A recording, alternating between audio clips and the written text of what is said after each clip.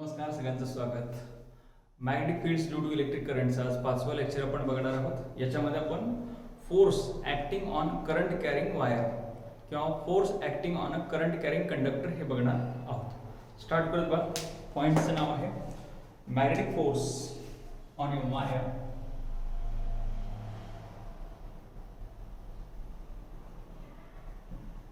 Magnetic force on a wire किंवा conductor carrying current हा पॉइंटचं नाव आहे. एकदम इंटरेस्टिंग सोपा पॉइंट आहे. याच्या अगोदरच्या लेक्चर्स मध्ये आपण असं बघितलं की force acting on moving charge in a magnetic field हा पॉइंट आपण बघितलेला बघा. पुन्हा एकदा सांगतो. Force acting on a charge which is moving in a magnetic field हा पॉइंट काय होता हे तुम्हाला सांगतो. बघा, समजा एखादा चार्ज Q असेल, तो V एवढ्या वेलॉसिटीने B या मॅग्नेटिक फील्ड मध्ये जात असेल, पळत असेल किंवा मूव्हिंग असेल, तर त्या चार्ज वरती ऍक्ट होणारा फोर्स जो आहे तो एवढा होता. फोर्स किंवा मॅग्नेटिक फोर्स जो आहे तो Fm = Q V B sin of theta असा होता. जर वेक्टर फॉर्म मध्ये हा फोर्स लिहायचा असता तर तो आपण असा लिहिला असता Q V bar cross B bar. ठीक आहे बा. तर हे ऑलरेडी आपण शिकलेलो आहोत. आता आपल्याला मॅग्नेटिक फोर्स म्हणजे जर समजा एखाद्या current carrying wire magnetic field मध्ये जर ठेवली तर तिच्यामध्ये चार्ज तर जाणार का, करंट फ्लो आलेला आहे. काय फ्लो होतो बा, करंट फ्लो आलेला. करंट फ्लो होतो म्हणजे काय होतं बा, तर चार्ज पळतो. चार्ज एका ठिकाणी दुसऱ्या ठिकाणी मोशन मध्ये आहे. ठीक आहे. चार्ज जर मोशन मध्ये असेल आणि तो मोशन मध्ये असलेला चार्ज जर मॅग्नेटिक फील्ड मध्ये असेल तर ऑब्विसली त्या चार्ज वरती मॅग्नेटिक फील्ड काय करणार आहे बाळ, फोर्स ऍक्ट करणार आहे. तर तो फोर्स जो आहे तो चार्ज वरती आहे आणि चार्ज कुठं आहे, कंडक्टरच्या आतमध्ये आहे. म्हणजे फोर्स जो आहे तो चार्ज वरती जरी ऍक्ट झाला तरी तो अल्टिमेटली कशावरती ऍक्ट होणार आहे, तर कंडक्टर वरती. ओके, ही सिच्युएशन जरा इमॅजिन करूयात. ठीक आहे, जरा रिअलाइज झालं असेल कदाचित. तर पहा, सुरुवात करूयात. मी तर या ठिकाणी डायग्राम ड्रॉ करतो. Suppose a uniform magnetic field is there. काय बाळ, uniform magnetic field is present here which is suppose say directed inwards perpendicular to the board आणि inwards आहे. चलो ठीक आहे. आता इथं बाळ एक करंट कॅरिंग कंडक्टर आहे. सपोज हा करंट कॅरिंग कंडक्टर आहे आणि या कंडक्टरची किंवा या वायरची लेंथ जी आहे ती कॅपिटल L एवढी आहे. कॅपिटल घ्या, स्मॉल घ्या, चालते, दोन्ही पण चालू शकतात. ठीक आहे. तर बघा, आता आपल्याला याच्यामधून सपोज इलेक्ट्रॉन मोशन मध्ये किंवा इलेक्ट्रॉन मूव्हिंग आहे सपोज. ठीक आहे. तर इलेक्ट्रॉन आहे आणि तो या डायरेक्शन मध्ये मूव्ह होतो. ठीक आहे. तसं मी स्क्रीन चेक करतो पुन्हा एकदा. If it is visible, yes it is visible, quite a good. तर याच्यावरती समजा हा चार्ज इकडं मूव्ह होतोय, तर ह्या चार्ज वरती बेसिकली काय होणार आहे, फोर्स ऍक्ट होणार आहे. ठीक आहे. तर त्या फोर्सची डायरेक्शन बघा, जर समजा चार्ज इकडच्या डायरेक्शन मध्ये मूव्ह होत असेल तर कन्व्हेन्शनल करंट कोणत्या डायरेक्शन मध्ये असणार आहे, yes conventional current will be exactly in the opposite direction to the motion of the electron. म्हणजे ज्या दिशेला इलेक्ट्रॉन पळतोय त्याच्या एक्झॅक्टली विरुद्ध दिशेला काय असणार आहे बाळ, करंट असणार. ओके. आता पुन्हा एकदा त्याच पॉइंट वरती पुन्हा एकदा येतो. ठीक आहे. थोडंसं सावकाश बोलतो. ठीक आहे. तर एखादा चार्ज मॅग्नेटिक फील्ड मध्ये मूव्हिंग असेल किंवा मोशन मध्ये असेल तर मॅग्नेटिक फील्ड त्याच्या मोशनला सहन करत नाही, त्याच्यावरती फोर्स एक्झर्ट करतो. यस, हा चार्ज आहे. इलेक्ट्रॉन म्हणजे काय असते बघा, निगेटिव्ह चार्ज. ठीक आहे. याच्यावरती तो काय करणार आहे, फोर्स एक्झर्ट करणार आहे. ठीक आहे. पण ह्या फोर्सची डायरेक्शन जी आहे, या फोर्सची डायरेक्शन जी आहे ती बाळ कोणत्या कशी सांगितली जाते, तर ती सांगितली जाते फ्लेमिंगच्या लेफ्ट हँड रूलने. लेफ्ट हँड रूल काय होतं, कोणाला आठवतंय का, यस. जर फोर फिंगर, पुन्हा एकदा दिस इज अ फोर फिंगर जर मॅग्नेटिक फील्ड सांगत असेल, मिडल फिंगर जर डायरेक्शन ऑफ इलेक्ट्रिक करंट सांगत असेल, तर काय होतं बाळ, वरती असणारा थंब हा डायरेक्शन ऑफ फोर्स सांगणार आहे. पण हे करंटचं सॉरी चार्जचं सांगायचं आहे. पुन्हा एकदा जर समजा four finger direction of magnetic field सांगत असेल, middle finger direction of motion of positive charge सांगत असेल, व्यवस्थित ऐकलं? यस, मी करंटला रिप्लेस केलं. तर करंटची दिशा म्हणजे कोणाची डायरेक्शन आहे बाळ? तर पॉझिटिव्ह चार्जची डायरेक्शन आहे. म्हणजे हे इकडच्या डायरेक्शनला कोण असणार आहे बाळ? पॉझिटिव्ह चार्ज या दिशेने चाललेला आहे. इकडं कोण चाललेलं आहे बाळ? मॅग्नेटिक फील्ड आहे. ओके, तर या डायरेक्शनला काय असायला पाहिजे बाळ? फोर्स असायला पाहिजे. त्या चार्ज वरती, मुव्हिंग असणाऱ्या चार्ज वरती असलेला फोर्स.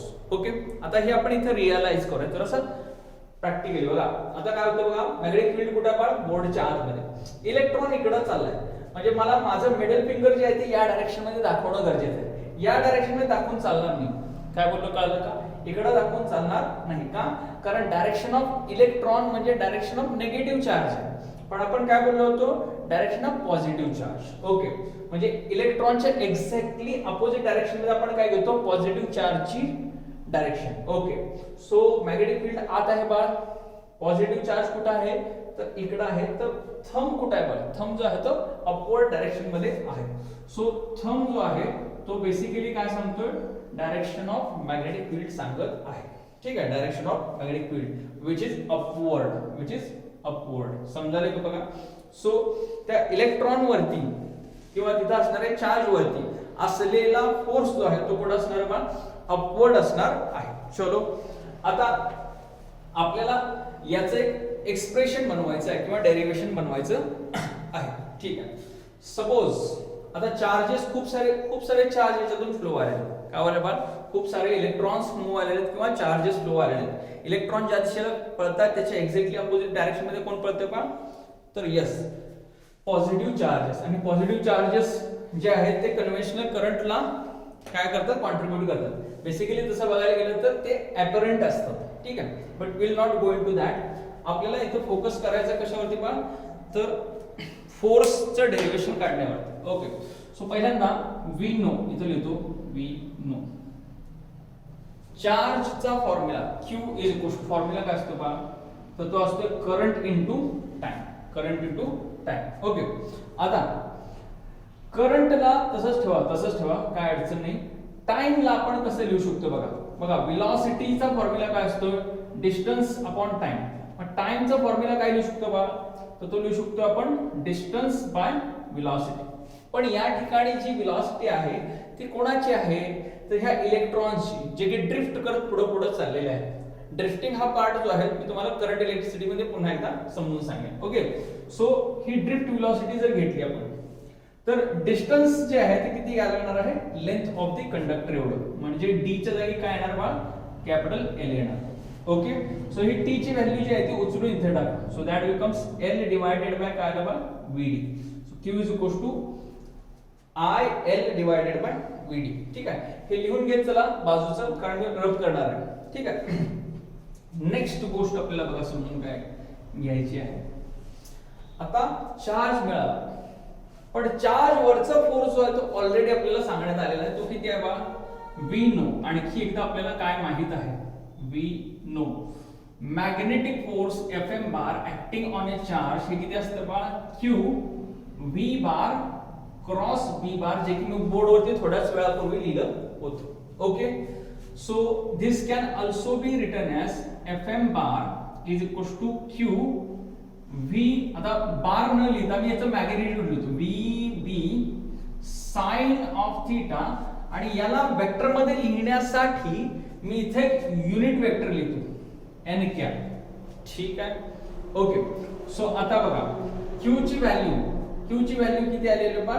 ही आलेली आहे. ठीक आहे, हे V जे आहे ते ड्रिफ्टिंगचं आहे. ओके, सो Q ची व्हॅल्यू मी या ठिकाणी प्लेस करतो I L divided by, sorry जरा I L डिवाइडेड बाय खाली काय आलं बा? VD into again VD B sine of theta into काय आलं बा? n cap. तर VD कॅन्सल झालं, so that becomes I L B sine of theta into n cap. हे Fm बार मिळालं. ठीक आहे, this can also be written आहे. जर समजा तुम्हाला तो युनिट वेक्टर लिहायचा नसेल तर त्याला असं लिहिलं जाऊ शकतो Fm bar is equals to I L bar cross B bar. ठीक आहे, झालं एवढंच. म्हणजे साइन ऑफ थीटा होता. साइन ऑफ थीटा म्हणजे काय बा, जर समजा कॉस थीटा असता तर तो डॉट प्रोडक्ट झाला असता दोन वेक्टरचा. कारण जो उत्तर जे आहे ते वेक्टर आलेला आहे आणि इथं साइन आहे, याचा अर्थ इथं काय असणार आहे, क्रॉस प्रोडक्ट. दोन वेक्टरचा गुणाकार जो आहे तो जर समजा आणखी एकदा वेक्टर मिळाला तर 100% तिथे काय असणार आहे, क्रॉस प्रोडक्ट असणार आहे.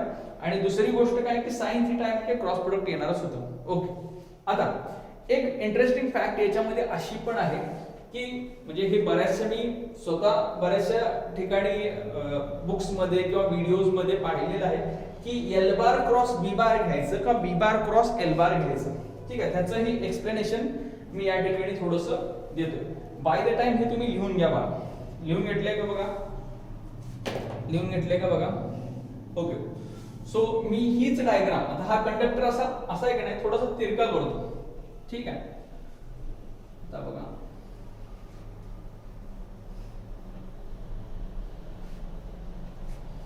सपोज तोच कंडक्टर या डायरेक्शन मध्ये आहे. थिन दाखवतो थोडंसं. I इंटू त्याचा एलिमेंट डीएल बार किंवा एल बार या डायरेक्शन मध्ये आहे. मॅग्नेटिक फील्ड सपोज या डायरेक्शन मध्ये आहे बघा, करंट या डायरेक्शन मध्ये चाललेला आहे, मॅग्नेटिक फील्ड इकडे आहे. चलो, तर याच्यावरती असणारा फोर्स कुठं असायला पाहिजे. ठीक आहे, आपला विषय काय चाललेला आहे पुन्हा एकदा सांगतो की आपल्याला एल बार क्रॉस बी बार लिहायचं आहे का बी बार क्रॉस एल बार लिहायचं आहे हे ठरवायचं आहे. ठीक आहे, आता तुम्हाला माहित आहे की according to vector product rule, जर समजा एखादा वेक्टर दोन वेक्टरच्या प्रोडक्ट पासून बनलेला असेल तर त्याची डायरेक्शन जी आहे ती ह्या दोन्हीच्या प्लेनला परपेंडिक्युलर पाहिजे. त्यासाठी मी एक सिच्युएशन क्रिएट करतो या ठिकाणी बा की एक करंट कॅरिंग वायर आहे, करंट कॅरिंग वायर आहे जी युनिफॉर्म मॅग्नेटिक फील्ड मध्ये आहे. तर मॅग्नेटिक फील्ड मगाशी कसं होतं बाळ, बोर्डच्या आतमध्ये. आता मॅग्नेटिक फील्ड कसं दाखवलं बाळ, बोर्डच्या प्लेन मध्ये आहे, जे की कुठं आहे बाळ, या दिशेला चाललेलं आहे. हे दोघंही आता एकाच प्लेन मध्ये आहेत. कोणत्या प्लेन मध्ये आहेत बाळ, तर ते प्लेन आहे बोर्डचं प्लेन. ओके, ठीक आहे. आता आपल्याला या दोघांचा प्रोडक्ट म्हणजे सिक्वेन्स कसा घ्यायचा हे ठरवायचं आहे.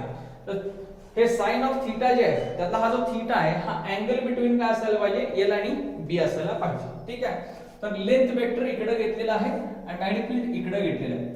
समजा लेंथ वेक्टर कडून मॅग्नेटिक फील्ड कडे गेलो आपण तर थीटा अँगल व्हायला पाहिजे. म्हणजे ह्या केस मध्ये तुम्ही एल बार क्रॉस बी बार असं ग्राह्य धरता. ठीक आहे, तर त्यावेळेस बघा फोर्सची डायरेक्शन कुठे असायला पाहिजे, तर that should be given by thumb rule किंवा त्याला आपण राईट हँड थंब रूल असं पण म्हणतो. ठीक आहे, थंब रूल काय म्हणतो की तुम्ही पहिल्या वेक्टर कडून दुसऱ्या वेक्टर कडे जर समजा तुमची बोटं वळवली तर तुमचा थंब ज्या दिशेला असणार आहे, पुन्हा एकदा तुमची बोटं तुम्ही पहिल्या वेक्टर कडून दुसऱ्या वेक्टर कडे वळवली तर थंब ज्या दिशेला आहे तिकडे कोण असायला पाहिजे, रिझल्टंट. आता बाळ हे दोन वेक्टर्स आहेत. ठीक आहे, यात मी आता बोटं माझी जी आहे ती कुठे कुठे वळवणार आहे, तर पहिला वेक्टर कोण आहे बाळ, एल बार. दुसरा वेक्टर कोण आहे बाळ, बी बार. म्हणजे मी एल बार कडून बी बार कडे वळवणार आहे आणि माझे थंबची डायरेक्शन जर फोर्सच्या दिशेला असेल तर ऑब्विसली काय असायला पाहिजे बाळ, तर ते करेक्ट असायला पाहिजे. तर बाळ या ठिकाणी फोर्सची डायरेक्शन जी आहे ती कशी मिळते बघा, तर ती अशी मिळते. म्हणजे माझा थंब जो आहे तो बोर्डच्या आतमध्ये चाललेला आहे, तर इथं आपला काय असायला पाहिजे, फोर्स असायला पाहिजे, जे की मगाशीच्या रूलच्या अकॉर्डिंगलीच आहे.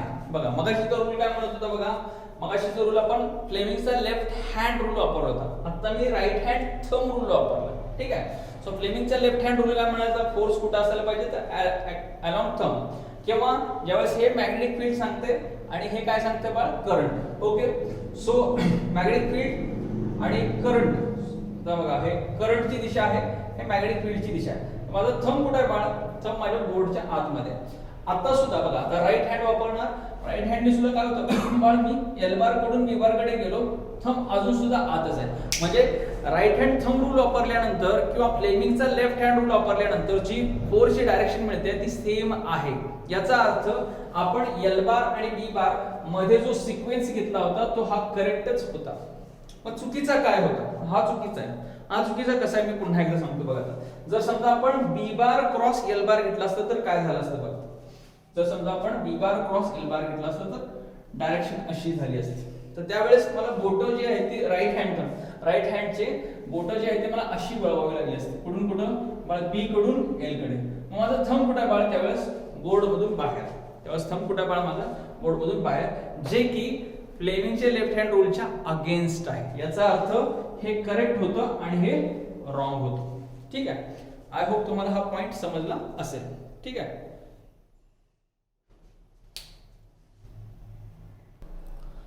तर लिहून घेतलं असेल आय होप तुम्ही सगळ्यांनी. चलो आता त्याच पॉइंट मध्ये आपल्याला काही स्पेशल केसेस पण बघायचे आहेत. ठीक आहे.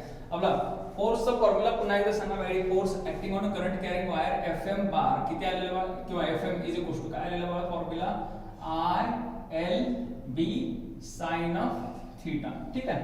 मी असं पण म्हणतो की फोर्स मध्ये असलेला माणूस किंवा मिलिटरी फोर्स मध्ये असलेला माणूस नेहमी काय म्हणत असतो, आय लव्ह भारत. तो काय म्हणत असतो बाळ, आय लव्ह भारत. असं लक्षात ठेवू शकतो. फॉर्म्युला खूप सोपा आहे. ओके.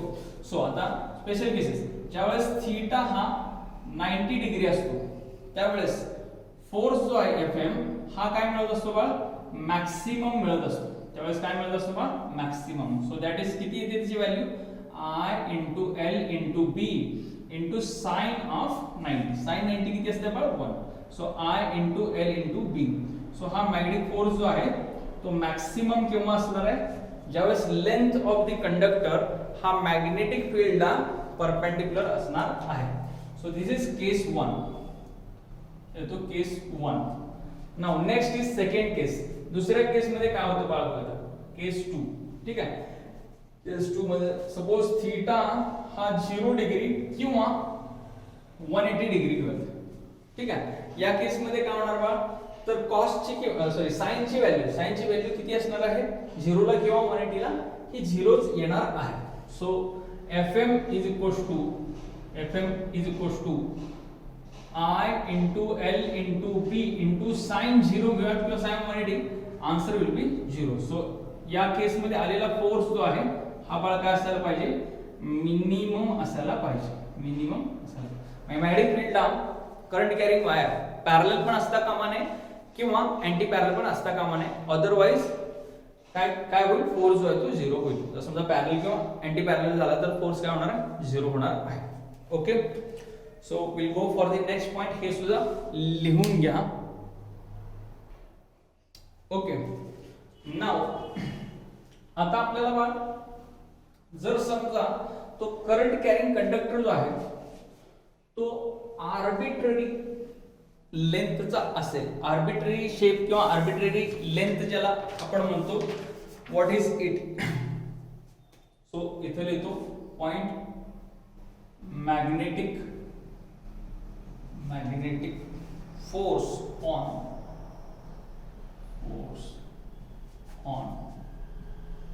arbitrary shaped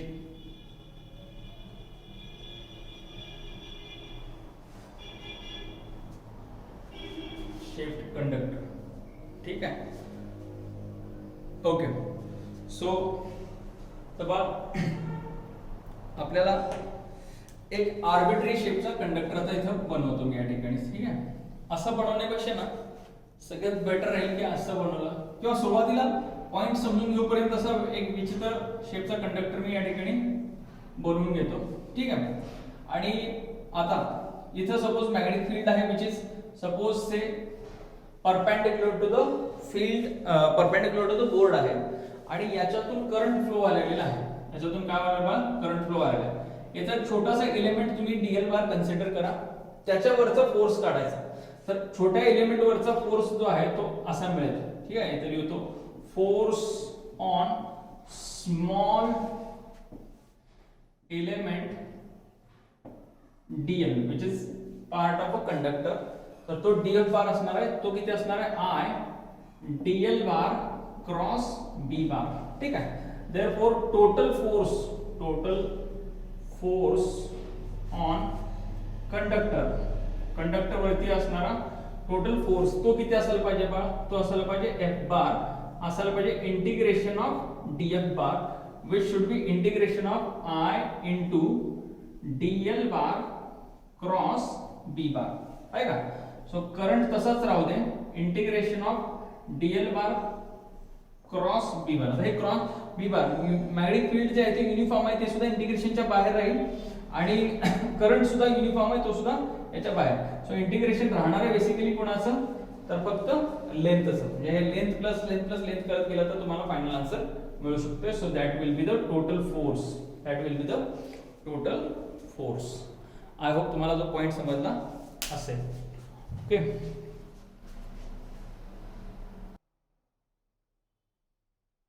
तर याच्यामध्ये आणखी एक गोष्ट महत्त्वाची आहे, दॅट इज की आर्बिट्ररी लेंथ म्हणजे रॅन्डम शेप जर असेल तर याच्यामध्ये जर समजा फोर्सची व्हॅल्यू आपल्याला फाइंड आउट करायची असेल तर मी याला पुसतो, वेगळा शेप बनवतो थोडासा, किंवा लेंथ मोजता येत नसेल आर्बिट्ररी शेपची, तर त्यावेळेस काय केलं जातं बघा. सपोज अशा शेपचा एखादा कंडक्टर आहे, ठीक आहे, आणि इथून इथपर्यंत आहे हा कंडक्टर सपोज असं, ठीक आहे, आणि याच्यातून करंट कंटिन्युअस सगळीकडे फ्लो होतं, ठीक आहे. तर याच्यावरती ऍक्ट होणारा फोर्स तुम्हाला फाइंड आउट करायचा आहे. तर या केसमध्ये मग आपल्याला काय करायला लागणार आहे, तर याची इफेक्टिव्ह लेंथ घ्यावी लागणार आहे. काय करायला लागणार आहे बा, इफेक्टिव्ह लेंथ घ्यावी लागणार आहे. सो करंट फ्लो आलेले आहे, मॅग्नेटिक फील्ड आहे इथं, मॅग्नेटिक फील्ड जो आहे तो याच्यावरती ऍक्ट होत आहे. तर फोर्सची व्हॅल्यू जी आहे ती अगेन काय येणार आहे, Fm is equals to I L bar cross B bar. म्हणजे ही जी लेंथ असणार आहे, ही ऍक्च्युअल लेंथ ही इफेक्टिव्ह लेंथ पेक्षा कमी आहे, पण इफेक्टिव्ह लेंथ काय असणार आहे, की त्या दोन्ही पॉइंट मध्ये असणार, म्हणजे पहिला पॉइंट A आणि B ह्या दोघांमध्ये असणारं जे शॉर्टेस्ट स्ट्रेट डिस्टन्स जे असणार आहे त्याला इफेक्टिव्ह डिस्टन्स आपण म्हणतो, ते आपल्याला ग्राह्य धरायचं आहे. ओके, ठीक आहे. आता आपण याच्यावरती काही न्यूमेरिकल प्रॉब्लेम्स पाहूयात. पण याच्यावरती काही न्यूमेरिकल प्रॉब्लेम्स पाहू. हा बघा क्वेश्चन मी वाचतो बघा आता. A straight conductor carrying a current of 2.4 ampere वर काय 2.4 आहे, 2.4 ampere floats horizontally in air in uniform magnetic field of induction 4 × 10⁻⁴ weber per metre square. The field is horizontal and perpendicular to the length of the conductor. If the conductor has a linear density of 0.1 gram per meter, ठीक आहे, find the value of g at the place. g म्हणजे acceleration due to gravity. तुम्हाला acceleration due to gravity ची value आपल्याला माहित आहे, find out काय करायचं आहे. हां, आपल्यासाठी तो ॲडेड ॲडव्हान्टेज आहे की आपल्याला आन्सर ऑलरेडी माहित आहे, म्हणजे आपलं आन्सर 9.8 आलं पाहिजे. जर समजा ते आलं नाही तर ते आणलं पाहिजे, ठीक आहे, म्हणजे आपलं काहीतरी चुकलंय ते चेक करायला पाहिजे. Okay, so let us go for it. So पहिल्यांदा आपल्याला काही गोष्टी समजून घ्यायला लागणार किंवा प्रॉब्लेम काय आहे तो समजून घ्यायला लागणार, ठीक आहे. इथं काय म्हणतात, एक स्ट्रेट कंडक्टर आहे जो मॅग्नेटिक फील्ड मध्ये आहे. मॅग्नेटिक फील्ड मध्ये असल्यामुळे काय झालं, त्यात करंट फ्लो आहे. सपोज मॅग्नेटिक फील्ड इकडून इकडे आहे, तुम्हाला माहिती आहे, ठीक आहे. तर याच्यावरती असलेला फोर्स जो आहे, याच्यावरती असलेला फोर्स कुठं असतो बघा, वरच्या साईडला. ह्या कंडक्टरचं जे वजन आहे, वजन, त्या वजनाला हा फोर्स काय करायला, बॅलन्स करायला, म्हणजे त्याला तो कंडक्टर जो आहे हवेत तरंगायला लागलेला आहे. समजलं का? म्हणजे ह्याचं वजन जे आहे, त्याचं वजन असल्या कारणाने हा खाली पडायला पाहिजे, पण तो खाली पडत नाहीये, तो तसा सस्पेंडेड राहतोय हवेमध्ये. कशामुळे राहतोय बा, तर त्याच्यावरती असणाऱ्या मॅग्नेटिक फोर्समुळे. Very good. म्हणजे या ठिकाणी ह्या कंडक्टरचं वजन जे आहे ते डाऊनवर्ड आहे आणि त्याच्यावरती असलेला मॅग्नेटिक फोर्स कुठे आहे बा, वरती आहे. म्हणजे मॅग्नेटिक फोर्सनी याच्या वजनाला काय केलं असणार आहे, बॅलन्स केलं असणार आहे. यस. सो आपण सुरुवात करूया. या ठिकाणी मॅग्नेटिक फोर्सनी काय केले बा, इथे फोर्सनी कुणाला बॅलन्स केलेला आहे, वेटला बॅलन्स केलेला आहे. मॅग्नेटिक फोर्सची चा फॉर्म्युला मी तुम्हाला सांगितलेला आहे किंवा आता जस्ट आपण डिराइव्ह केलेला आहे.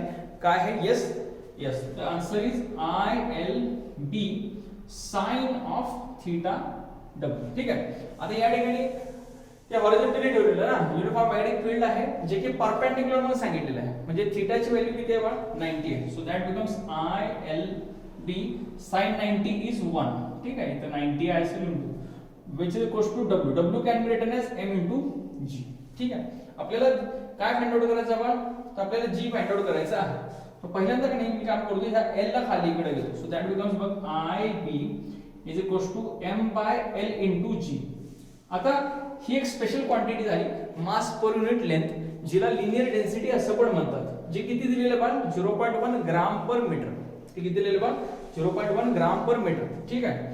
तर ही ती क्वांटिटी याला खाली आणा. जी इज इक्वल्स टू तुम्हाला काय मिळणार आहे बघा, तर I into B divided by काय मिळालं, mass per unit length. Yes, okay. आता करंटची व्हॅल्यू किती सांगितलेली आहे बाळ, करंट किती सांगितलेलं आहे, येस 2.4. मॅग्नेटिक फील्ड किती सांगितलेलं आहे बाळ, तर 4 into 10⁻⁻⁴. Very good. Divided by mass per unit length किती दिलेलं आहे, 0.1 ग्राम दिलेलं आहे. ग्राम इज नॉट स्टँडर्ड, ठीक आहे. बाकी सगळ्या गोष्टी स्टँडर्ड मध्ये घेतल्या तर ग्रामचं किलोग्राम करायला पाहिजे आपण. So that should be 0.1. आता ग्रामचं किलोग्राम करायचं म्हणजे 10⁻⁻ किती घ्यायला पाहिजे, 3 घ्यायला पाहिजे. So this is mass per unit length. म्हणजे small m by small l च्या जागी ही व्हॅल्यू उचलून टाकायची आहे, पण काळजी काय घ्यायची की ग्रामचं किलोग्राम झालं पाहिजे. सो हे 10⁻⁴ होईल, वरती गुणाकार होईल, 4 × 16 9.6 आणि इनटू आता हे 10⁻⁴ झालं खाली आणि वरती सुद्धा 10⁻⁴ आहे.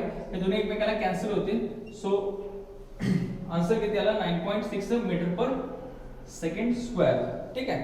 Answer is closer to the 9.8. ठीक आहे. आय थिंक कॅल्क्युलेशन्स बघा, जरा चेक करा कॅल्क्युलेशन्स करेक्ट आहेत का. यस, थोडंसं लिहिताना माझ्याकडून चूक झाली होती की इथं 4.5 घेतलं असतं, 2.45 एम्पियर जर घेतलं असतं, 2.45 जर घेतलं असतं तर आन्सर जे आहे ते 9.8 आलं असतं परफेक्ट. ठीक आहे. तर ते क्वेश्चन लिहिताना माझ्याकडे थोडीशी मिस्टेक झाली होती, आता या ठिकाणी करेक्ट केलेलं आहे. Okay, will go for the next question. आपण पुढच्या प्रश्नाला जाऊयात पहा. Again a very simple problem. A piece of straight wire has a mass 20 gram and a length 1 meter is to be leviated using current of 1 ampere flowing through it and a perpendicular magnetic field B in a horizontal direction. What must be the magnitude of B? तर या ठिकाणी बाळ काय होणार आहे बघा. आता तर same problem आहे मगासारखा. I L B sin 90 असणार आहे या केस मध्ये. So which is equals to mg direct लिहितो मी. ठीक आहे. सो करंटची व्हॅल्यू 1 दिलेली आहे, लेंथ 1 दिलेली आहे, मॅग्नेटिक फील्ड फाइंड आउट करायचं आहे, मास दिले बाळ किती दिले, 20 ग्राम. ग्राम म्हणजे किती येणार आहे, 10⁻³ इनटू काय येणार आहे बाळ, जी ची व्हॅल्यू जी की 9.8 असते. सो याला जर आपण सॉल्व केलं तर याची व्हॅल्यू 0.196 टेस्ला किंवा वेबर पर मीटर स्क्वेअर येते. ठीक आहे. तर next, okay, the last question. What must be the value of current I flowing through the circuit below if it is balancing the mass m suspended to it? ठीक आहे. Diagram अशी दाखवलंय. तर magnetic field आहे जे की inward आहे. ठीक आहे. आणि या सर्किटचा एक छोटासा एक आर्म जे आहे जिची लेंथ a एवढी आहे, स्मॉल a एवढी, जे मॅग्नेटिक फील्ड मध्ये ठेवलेलं आहे. बाकी सगळा पोर्शन जो आहे तो मॅग्नेटिक फील्डच्या बाहेर आहे आणि या ठिकाणी मास m सस्पेंड केलेला आहे. म्हणजे ह्याचं वजन जे आहे mg हे कुठं असणार आहे बाळ, डाऊनवर्ड असणार आहे. सपोज हे मास स्मॉल आहे. ठीक आहे. त्याचं वजन mg जे आहे ते खाली आहे. ओके, बरं. याच्यावरती असणार, आता सॉरी करंटची डायरेक्शन मी या ठिकाणी दाखवायला विसरलो. करंट असा आहे. ठीक आहे. सो मॅग्नेटिक फील्ड आतमध्ये आहे. ठीक आहे. नाही करंटची डायरेक्शन सॉरी या साइडनं असायला पाहिजे, अशी असायला पाहिजे. ओके. सो याच्यावरती बघा करंट या डायरेक्शन मध्ये आहे, क्वेश्चन मध्ये मेन्शन केलेलं आहे. आणि याच्यावरती असं मॅग्नेटिक फील्ड आतमध्ये, तो फोर्स कुठं असणार आहे बाळ, वरती असणार आहे. ओके. सो फोर्स जो आहे मॅग्नेटिक फोर्स अगेन हा काय करतोय, वजनाला बॅलन्स करतोय. तो तुम्हाला माहिती आहे ILB is equals to mg असं लिहायला पाहिजे होतं, पण लेंथ या ठिकाणी किती आहे बाळ, तर स्मॉल a एवढी आहे. ठीक आहे. तर त्या ठिकाणी त्यांनी काय विचारले, what must be the value of current I. So I is equals to काय मिळालं पाहिजे बाळ, mg divided by a into b. तर हे तुमचा आन्सर असणार आहे. तर या ठिकाणी आपण थांबूया. पुढचा पार्ट जो आहे तो नेक्स्ट लेक्चर मध्ये आय थिंक मॅग्नेटिक इंडक्शन कसं प्रोड्यूस होतं हे पण सांगायचं राहिलेलं आहे. काही भाग आपण त्याचा घेतलेला होता. बायोट लॉला धरून आपण काही भाग पुढे शिकणार आहोत आणि force between two current carrying wire हे सुद्धा आपल्याला शिकायचं आहे, जे की येत्या लेक्चर्स मध्ये होईल. Okay, thank you very much.